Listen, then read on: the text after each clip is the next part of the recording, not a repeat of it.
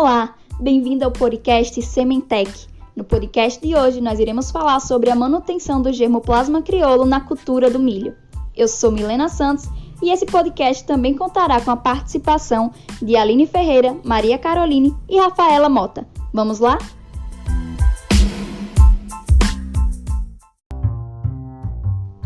Vamos dar início então à nossa troca de conhecimento e iremos contar inicialmente com a participação da Maria Caroline. Ela que irá trazer um pouco para a gente sobre a importância da conservação do germoplasma crioulo e também irá trazer alguns conceitos importantes para entender a discussão ao longo do nosso podcast. Seja bem-vinda, Maria Caroline. Obrigada, Milena. É isso mesmo. Antes de dar início ao nosso desafio, é necessário que vocês entendam o que são essas sementes crioulas e qual a sua importância na agricultura, como também como é que funcionam as sementes comerciais de híbridos de milho. Bem, essas sementes crioulas, elas são aquelas sementes que não passaram pelo processo de melhoramento genético e elas são cultivadas por produtores locais e que são originárias de populações silvestres. Assim, essas sementes crioulas elas apresentam uma ampla diversidade genética e são adaptadas a habitats específicos. Essas características elas foram conferidas com o resultado da seleção natural combinada com a pressão de seleção imposta pela ação de sucessivas gerações de agricultores naquele ambiente por meio de cruzamentos de variedade ou simplesmente pela seleção intrapopulacional de plantas mais adaptadas ao seu sistema de cultivo. Muitos agricultores eles fazem uso dessas variedades crioulas de milho como forma de conservação dos materiais genéticos contidos na semente, como também devido a um preço sentimental, onde essas sementes elas foram repassadas de uma geração para outra, garantindo a soberania alimentar e a qualidade de vida daqueles que a conservam. Além disso, esses produtores eles produzem suas próprias sementes a um preço bem menor. Bem, diferentemente das variedades crioulas, as sementes comerciais de híbridos de milho elas passam por vários processos de melhoramento genético.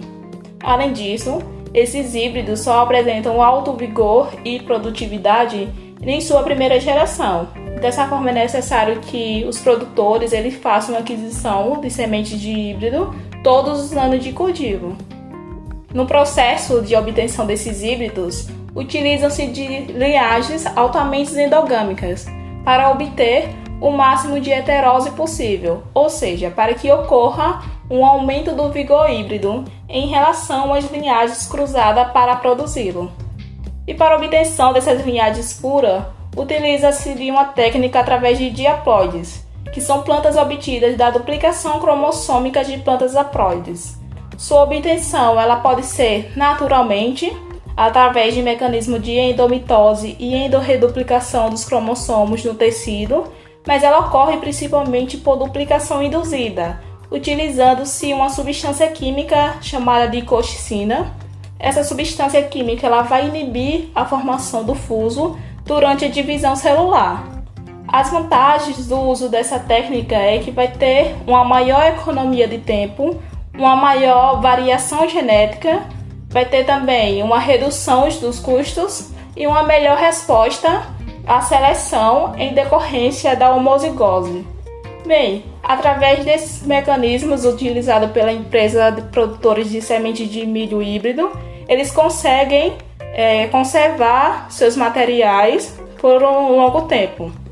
Por outro lado, os agricultores que utilizam variedades crioulas, que são obtidas por polinização aberta e são mantidas por gerações, eles apresentam uma dificuldade em proteger seus materiais em campo.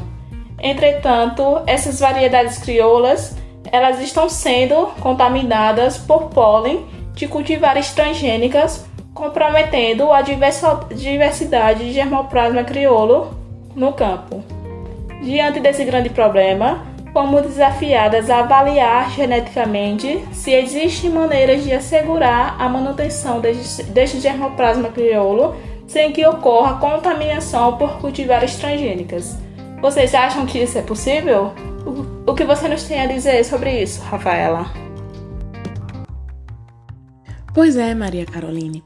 É nesse contexto que a multiplicação de sementes crioulas, principalmente do milho, vem sofrendo forte impacto nos últimos anos, visto que junto com a soja chegou também o milho transgênico, que possui processo de polinização aberta e já se tem indícios de lavouras contaminadas por esses cultivos. Também, em virtude do milho ser um cultivo de polinização aberta, principalmente em regiões de ventos constantes, a possibilidade de contaminação genética das sementes crioulas é muito grande, principalmente se somarmos a realidade do tamanho das unidades de produção, em que a área média é de 25 hectares, ficando as áreas de cultivo muito próximas umas das outras. Então, o resgate das variedades de milho crioulo, bem como a sua manutenção, é de fundamental importância para a conservação da grande diversidade genética que caracteriza essas populações. Então, uma das formas de manter sua variabilidade genética é o cultivo dessas variedades isoladas de áreas com variedades melhoradas ou transgênicas para evitar o cruzamento, uma vez que elas apresentam polinização aberta. Então, para o processo de condução das variedades em campo, que também é chamado de regeneração ou multiplicação, podem ser adotados campos isolados no espaço ou no tempo, ou realizada a polinização controlada. Para o isolamento no tempo, as variedades crioulas elas podem ser multiplicadas com um mês de intervalo entre os plantios. Caso seja mais vantajoso o isolamento no espaço, as variedades podem ser plantadas isoladas de outros campos com milho por pelo menos 300 metros de distância entre os campos, para evitar a contaminação com pólen de outras variedades de milho.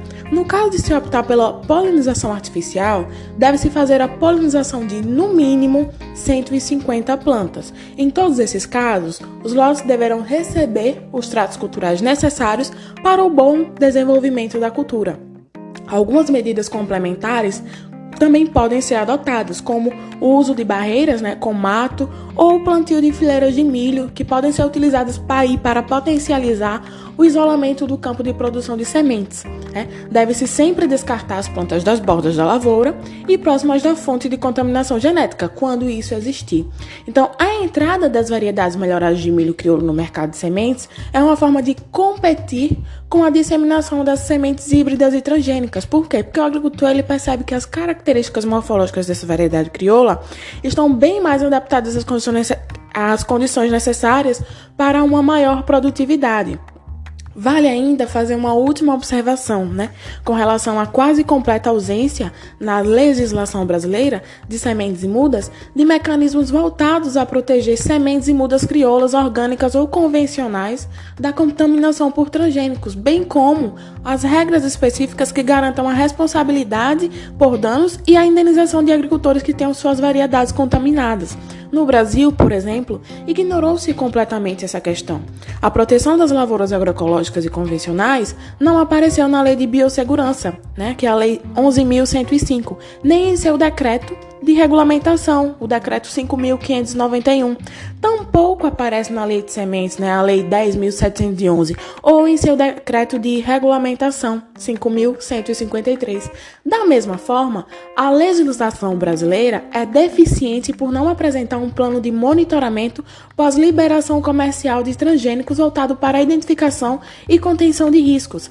Atualmente, somente existe a distância definida pela Comissão Técnica Nacional de Biossegurança, a CTN-Bio, entre uma lavoura comercial de milho transgênico e outra de milho crioulo, que está prevista na Resolução Normativa número 4 de 2007, que estabelece que deve ser igual ou superior a 100 metros, ou, alternativamente, 20 metros com bordadura de 10 fileiras de milho convencional. Mas e aí, Milena? Como nós podemos fazer para produzir sementes de milho crioulo visando a manutenção desse germoplasma? Bom, Rafaela, como você mesmo trouxe para a gente, não existe uma legislação específica que trate dessa questão. Então, de fato, para resolver esse problema de maneira bem mais completa, o ideal seria uma legislação específica, que tratasse de contaminação, contenção de riscos, monitoramento e responsabilização por danos, onde essa lei ela seria complementar à legislação já em vigor, o que acabaria resolvendo questões que a Lei de Biossegurança omitiu.